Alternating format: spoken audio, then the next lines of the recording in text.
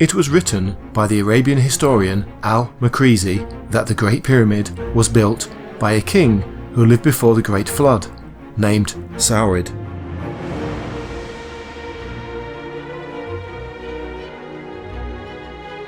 King Saurid was more commonly known in Hebrew as Enoch. With his advanced understanding of planetary events, Enoch was able to foresee the Great Flood. He then instructed the building of the pyramids to preserve treasures and written accounts of all valuable knowledge.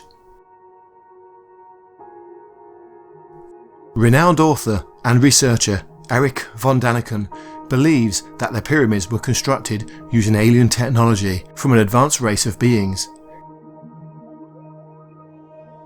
The building is composed roughly of about 2.5 million stone blocks. Now, every technology needs a history. You have to learn how to move blocks, how to chisel them, how to cut them, how to transport them, etc. If we take Cheops as the constructor of the pyramid, Cheops' father was Snorfu. His grandfather came directly out of Stone Age.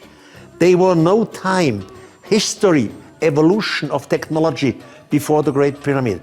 If we accept Enoch, yes, because Enoch was taught by the extraterrestrials in construction and all kinds of things. Now we really have a problem. You see, technology, human technology, needs an evolution. For example, our forefathers, they learned that you need a stick so that you can hold the animal a certain distance. Later they learned how a bow, a spear appears. They learned slowly that there are hard stones and soft stones that you can chisel. They learned evolution in technology. Now the pyramid of so-called Cheops, inside has different shafts and rooms. In the meantime, due to our modern knowledge, we know there is at least 1 kilometer of shafts inside the Great Pyramid. That means planning. Planning means engineering design. You have to calculate. But Cheops' father, Stone Age people, there was no time for evolution of technology, for the planning of the engineers. If Enoch was the constructor, then it would fit. All true, Enoch is older than Cheops. Enoch was the 7th patriarch before the Great Flood. So even older, it doesn't matter, because Enoch was taught by the extraterrestrials. And he says in his books, they learned me all kinds of things, including construction and engineering things. So then it makes sense.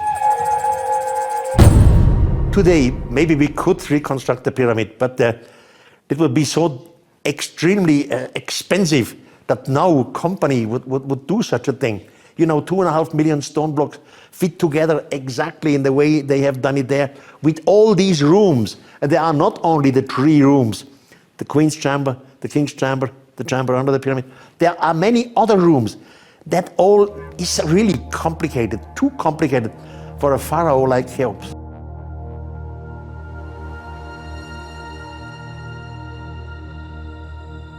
It is only within the last 50 years humanity has developed the technology needed to probe deeper and further within this mysterious ancient structure.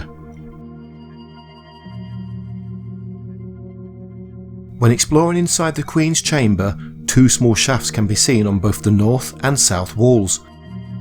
Archaeologists first believed that these 2 8-inch in diameter shafts were to be symbolic, with no real purpose, and a length of no more than 26 feet.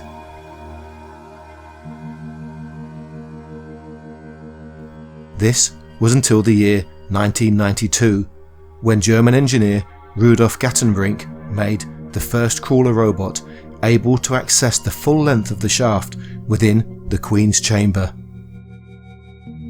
Now, some 25 years ago, the robot of my friend Rudolf Gattenbrink entered into the south shaft, which begins in the Queen's Chamber. There were 2 meters first, and then he started climbing inside the pyramid. The robot climbed higher and higher. The 8 meter was passed long away. The archaeologists could not understand what was going on. Always there were different sorts of stone. There were granite, there were alabaster, there was sandstone. Then always the robot passed some doorway, stones who looked like doors, climbing up more and more.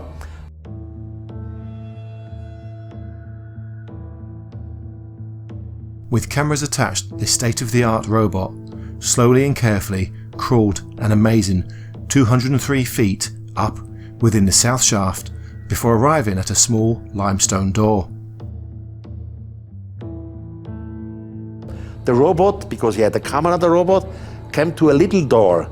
Absolute little, because it's only 14 centimeters sideways on each side. So a little door which had two bracelets, obviously two metallic bracelets.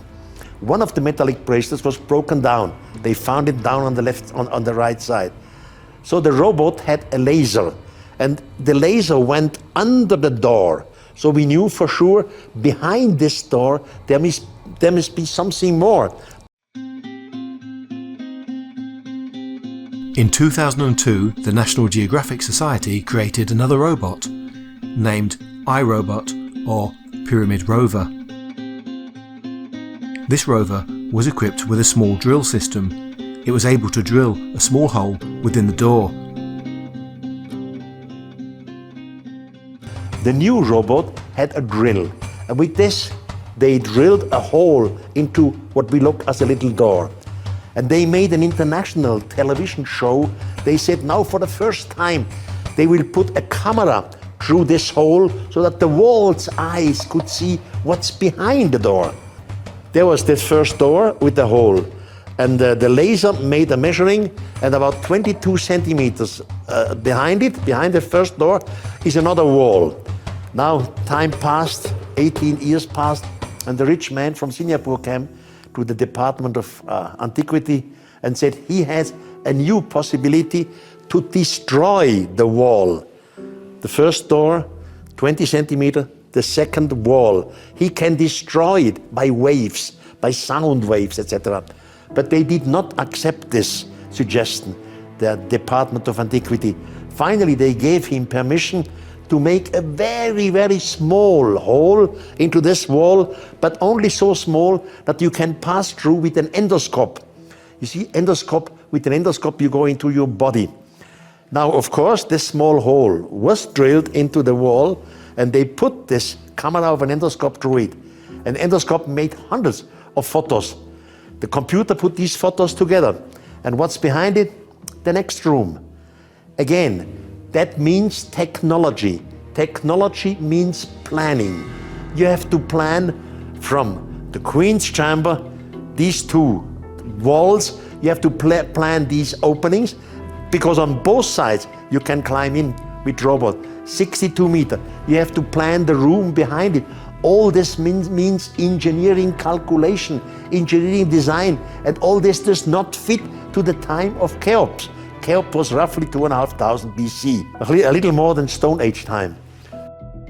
So the Great Pyramid of Egypt, the big one and the two smaller ones, they exist for mankind since eternity. The Great Pyramid is one of the miracles of the world. When the historians arrived in Egypt some 2,000 years ago, the Great Pyramid was already there. All the historians of the past were standing before the Great Pyramid. It was a gigantic monument for mankind. That's why all the questions come up. Who did it? Why? For what purpose exactly? I again suggest they did it for the gods. The pyramid, the Great Pyramid, was not a tomb. They never found a grave inside, not the grave of Cheops at all. So it was a heritage for the future of mankind. Inside the Great Pyramid, we will probably sooner or later find books which tell us how it was some long, long time before the Great Flood. Herodotus, the Greek historian, documented a crystal clear lake underneath the Great Pyramid. Within the lake is a sarcophagus filled with gifts from the Egyptian god Osiris. Archaeologists again believe this information to be false. Then, in 2017, using radar scan technology, a large void underneath the pyramid could be seen, making the description of the once water-filled lake suggested by Herodotus ever more likely.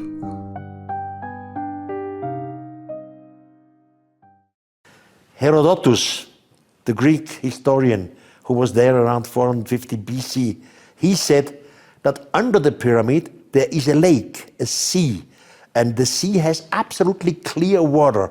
And in the water, there is a sarcophagus with the remains or with some gifts of the god Osiris. One has to know Osiris is the oldest god in Egypt. And Osiris is the same thing which in the firmament is Orion.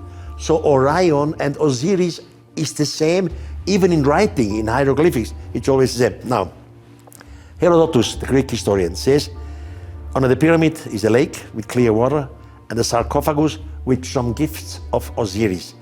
Archaeologists never took this for true. They said, what is Herodotus telling us? It is impossible that under the pyramid there is a lake, because the pyramid finally is in the Sahara desert. There's no water, nothing. Some years ago, they found, in fact, the lake under the pyramid. And of course, I was down there. We were climbing down there. First, you come into a small room and there are stairs, 2 stairs. Now you go down there, right down in the shaft. The shaft is big enough for 2 ladders. Of course, the ladders are from our days. Then you come to a small room which is chiseled out of the rock, inside the rock. And there you see 7 niches, but only in 2 niches are some sarcophaguses. One is made out of black basalt. Basalt is volcanic stone. There are no volcanoes nearby. We don't know why they had to use basalt sarcophagus, and the other one is granite. Now from this point, you again go deeper, another shaft, into the rock. Now the first shaft was as large enough for 2 ladders. The second shaft has only room for 1 ladder. It's smaller. You have to really, with your elbows, you touch the walls. Then you come under the place, you make a right angle, and you see, in fact, a lake. It's not a big lake, it's some sort of creek with absolutely clear water. And in the water, there is a sarcophagus. We measured the sarcophagus, we made photographs of the sarcophagus. So the Greek writer, historian, was right. He was correct saying that there is a lake under there. Now, modern, today's archaeologists, I asked, what did you find in the sarcophagus? They told me nothing. Now, I don't know if this is the truth or not, but the fact is, the Greek historian Herodotus told us about a lake under the pyramid, and he was right. All through archaeology for centuries said, this is impossible. The same Greek historian said that the gods came down 11,240 years ago. Now archaeologists do again not accept the 11,240 years ago, because history of Egypt is roughly 3,000 years BC, but not 11,000 years BC. They disagree with Herodotus, but I suggest Herodotus is right and we are wrong. The pyramid must be much, much older, was constructed before the Great Flood by a technology which Enoch had from the extraterrestrials. The planning, the engineering planning came from the extraterrestrials.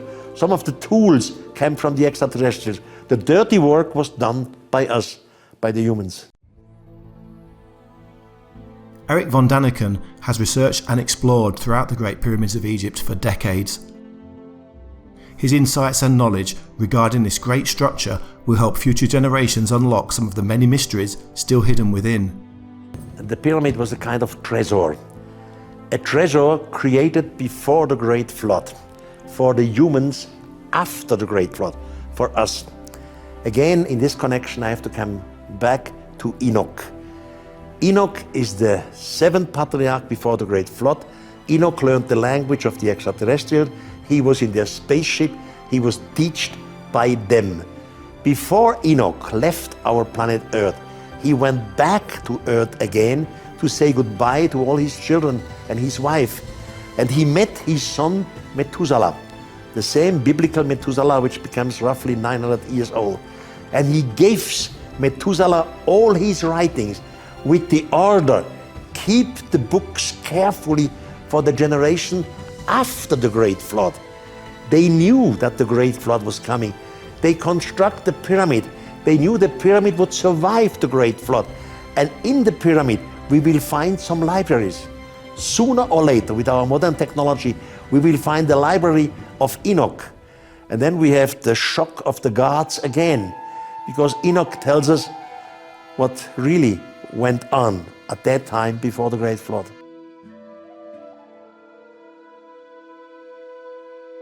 There are endless theories around the purpose and reason for the building of the Great Pyramids, with many shafts and caverns yet to be explored. We can only hope that future discoveries will be shared with the world. For me, when I look at ancient, advanced, like ridiculously, inexplicably advanced technology, the one thing I continue to go back to is the Great Pyramid at Giza. There is, in my view, not any conventional explanation for this at all. When you start getting into the mathematics, the engineering, the geographic location of it, among many, many other things, this indicates to me that whoever built that pyramid knew that the Earth was a sphere. They knew exactly where they were in relation to the entire world. They had engineering and transport capabilities that no one is able to explain. They completed a task that not a single human civilization could possibly have done until possibly the last 100 years. It's even a stretch to ask ourselves, could we have duplicated this today? Maybe we could, but could we have even done it as recently as 100 years ago? Could the United States of, say, Teddy Roosevelt have built the Great Pyramid? The answer is no. It's no. They couldn't have done it. They couldn't have done it with the precision and the exactitude. So I asked myself, if the ancient Egyptians were more advanced than America of the early 20th century, then there's something wrong here with this picture. So there's something in the mix of our civilization that we're not getting. There's a hole in our ancient history. Obviously, the pyramids were something like artificial mountains. They felt to be nearer to the gods. In my opinion, the pyramid in Egypt, the big one, Cheops Pyramid, is a treasure. Inside we will find information, writings of the time before the Great Flood.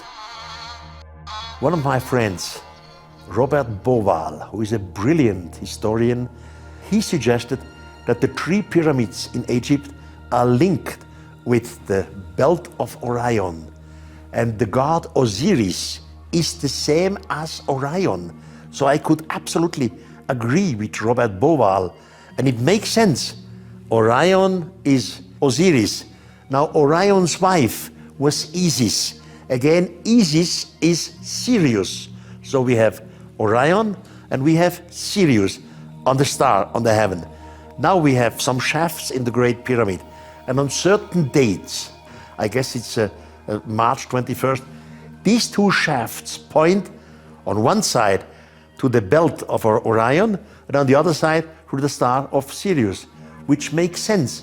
It has all to do with astronomy, and astronomy again has to do with the gods. And the gods, of course, were visitors from outer space. There is no way out because they were teachers. They taught our ancestors in astronomy, in mathematics. They were the teachers from heaven.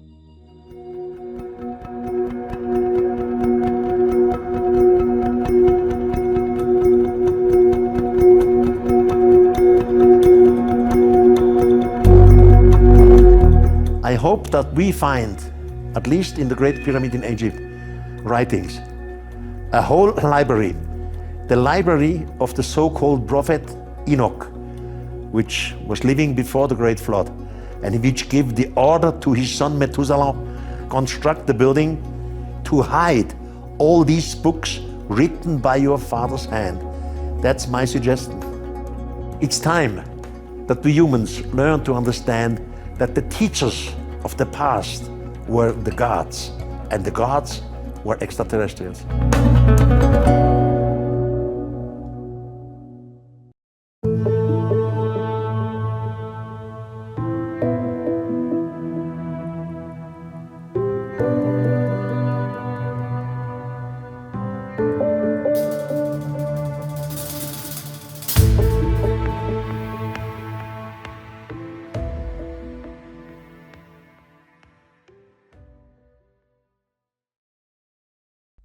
Follow your curiosity to Gaia.com and unlock the entire library with a special startup offer. Click the link in the description to get started for only 99 cents.